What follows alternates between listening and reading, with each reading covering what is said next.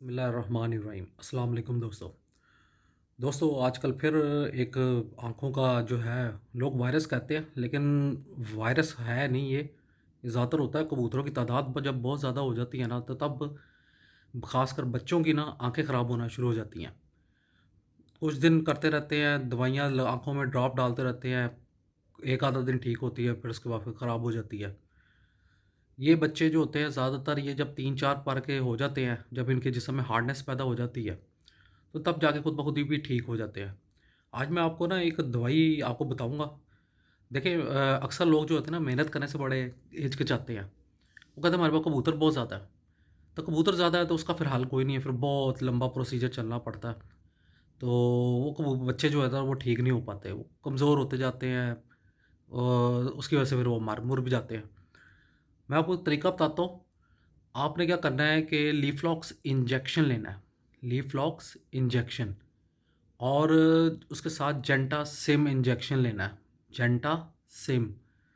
इन दोनों को आपने तकरीबन समझ लें कि आप लीफ़लॉक्स का जो है ना क्वांटिटी ज़्यादा होगी और जो है ना जेंटासिम उसकी कम होगी।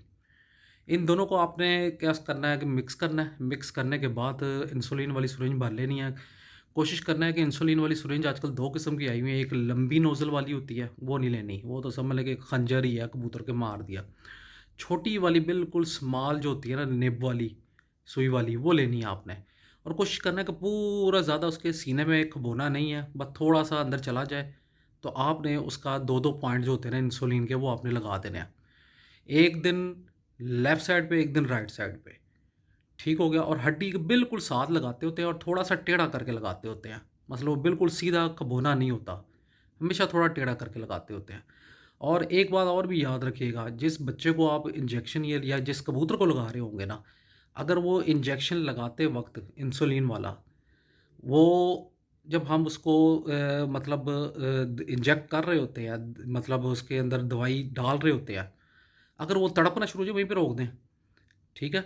जो नहीं तड़पता उसको पूरे 2 लगा दें, और जो तड़पना शुरू हो जाए ना उसको फ़ौरन रोक के ना ऊपर से फिर मसल दिया करें निकाल के इंजेक्शन, ठीक है? वो ज़्यादातर बच्चों की मरने की वजूहत वो होती है कि जो कबूतर तड़पना शुरू हो जाता है ना फ़ौरन के फ़ौरन, या तो उसको आहिस्ता-आहिस्ता लगाएँ, ठीक है?